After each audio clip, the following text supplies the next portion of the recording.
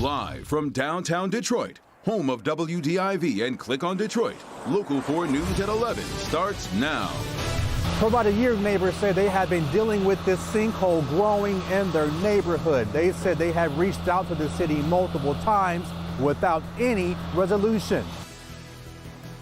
All right, Larry, but we begin with a disturbing discovery in a Meijer parking lot in northern Macomb County. Firefighters responding to a car fire in that parking lot found a body inside. The discovery was made outside the Lenox Township Meijer. Mara McDonald is live near 26 Mile Road and I-94. And Mara, the sheriff's office and fire department have been out there for several hours now. Kimberly, they sure have. Let me show you what they were dealing with. You can see the scorch marks on the ground from that car fire. And this was parked at the very edge of this lot, almost closer to the Beaumont facility than to the actual Meijer itself. And investigators were out here for 9 hours trying to figure out exactly what this is. You can see the remnants of the foam firefighters used to put out the blaze. This car went up in flames around 2:15 this afternoon. When firefighters got out here and put it out, they discovered a body in the passenger seat and then spent the next 8 hours trying to figure out what they're dealing with. Initial information is the body in that passenger seat has no signs of bullet holes or wounds of that nature. An autopsy is going to be critical here. They removed the remains late tonight, and exactly what this is remains a mystery at this hour. Back here live, the official word from the Macomb County Sheriff's Office tonight is no further comment until those autopsy results come in.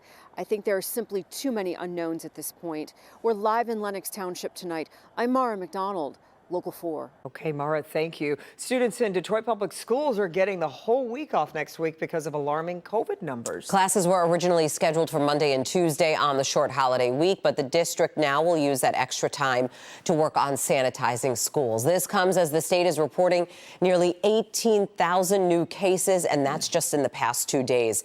That averages out to 8,900 cases per day. That's close to a record level in the pandemic. 128 new deaths are also being reported, including 71 from a vital records review. And with cases spiking, state health officials urging everyone wear masks at indoor gatherings regardless of your vaccination status. Everyone over the age of 2 should wear a face mask at indoor gatherings, regardless of their vaccination status. In addition, establishments should implement policies to ensure that people entering or seeking services, including employees, are wearing masks. Hertel also says as many as 72% of hospitalizations and 76% of deaths are among people who are not vaccinated. The CDC gives its final approval to Pfizer and Moderna's COVID-19 booster shots for all adults. That's anyone 18 years of age and older, regardless of age, medical condition, or exposure risk. The decision comes as there's growing evidence the vaccine's protection decreases over time. The CDC also says those 50 to 64 years of age without high risk factors should get booster shots, which is a stronger recommendation for that age group than before. Well, we ended the work week with lots of sunshine, but now we're getting back near freezing. That we are. Andrew, what about sunshine for this weekend? Well, we trade that sunshine we had earlier today, Kimberly and Sandra, with cloudier skies for tomorrow, but it does remain dry overnight and throughout much of our Saturday. It's Sunday where we have the chance of precipitation, but nothing falling from the sky right now as temperatures drop into the low 30s. At the freezing mark for our friends in Mount Clemens at 32 degrees. Hello, Ann Arbor, you've got 31 at this hour, 31 degrees also in Adrian. 33 over at Metro Airport, and a wind at 7 miles per hour for folks who still have plans late tonight. Makes it feel like it's in the 20s, so this is what we need to dress for. And notice, mostly cloudy skies over at the airport, but it's some filtered moonlight that's making it down here, down to the surface across all of southeast Michigan.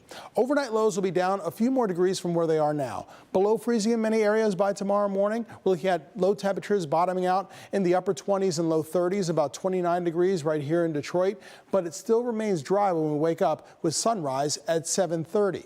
Now, we'll talk about how chilly it'll be for the afternoon and when we can expect that precipitation for Sunday, and of course your 7-day forecast in minutes. All right, thank you, Andrew. Neighbors in one West Side community say they have been trying to get the city of Detroit to fix a large sinkhole for almost a year now. That hole is in the middle of Plainview Avenue, right near Tireman, and it's been an issue really since January. Larry Sproul joins us now from that neighborhood with more on what the city is doing about the giant hole. There is a large sinkhole under these boards right here. Now, it goes deep into the ground. Neighbors tell me this sinkhole started in January of this year. They called the city multiple times since then. This hole been here since January the 8th, 2021. That's how long Andre Campbell says his neighbors have been dealing with this sinkhole. He lives on Plainview Avenue near Tireman Road on Detroit's west side. Called the city plenty of times, never came out and did nothing about it. The hole goes deep into the ground. These white and orange barricades are the only things there warning drivers. Inconvenient driving around it and everything. So somebody's gonna get hurt in it. Now, I took those concerns and this problem to the city and Director Gary Brown with Detroit Water and Sewerage Department. I asked him about this issue and the January timeline neighbors gave us. I don't doubt that I've saw a complaint in the system since the past summer in July. Of course, it wasn't as bad as it is today. It got worse over time. It should have been addressed by now. I'm not making any excuses. Brown said COVID put a strain on their resources and staffing, and then they had to deal with the summer flooding. It's a dangerous situation, and we've got to get it addressed. So tonight, I've got crews on the way. They're going to drop. As promised, crews did arrive Friday night. Our cameras rolling as they place this steel plate over the hole. Brown says it's a temporary fix, at least for now. Brown says Monday they will start rebuilding the manhole. He also says his department is asking the legislator in Lansing to release the funds needed to fix the aging infrastructure here in Detroit. Reporting on Detroit's west side, Larry Sproul, Local 4. Okay, Larry, thank you. A Ferndale couple facing multiple felony charges tonight in connection with the abduction and sexual assault of a Ferndale high school student. Police and the FBI say the 16-year-old was pumping gas on Pinecrest and 8 Mile when Khalil Floyd and Jessica Quick approached her and forced her back inside her car at gunpoint. They say they took the girl to a home on Grayson Street. Police and the FBI worked together to rescue the teen, finding her 5 hours after she was taken. An undercover detective spoke at today's arraignment, telling the judge Floyd sexually assaulted the girl in a shed at the couple's home. Floyd confessed to taking victim 1 to the shed and restraining her ankles and wrists, as well as blindfolding her and putting something over her mouth. Police say the teenage victim is recovering at home.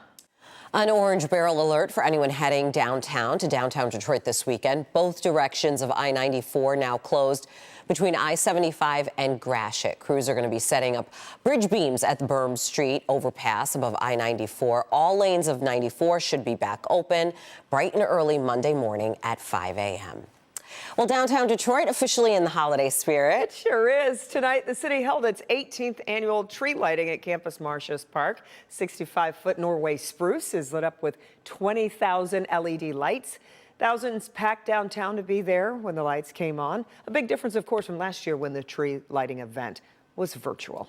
Looks absolutely beautiful. And that wasn't the only party happening downtown tonight. Ford Field hosting Hobnobble Gobble. Many of you watched it right here on Local 4. It's a fundraising event filled with rides, games, food. The party kicks off the countdown to America's Thanksgiving Parade, which is Thursday. And of course, you can watch it right here on Local 4 beginning at 6 a.m. Right. All right. Well, still ahead, it was an announcement that wasn't exactly warmly received. Find out what General Motors is now saying about its 2022 lineup being without those heated seats.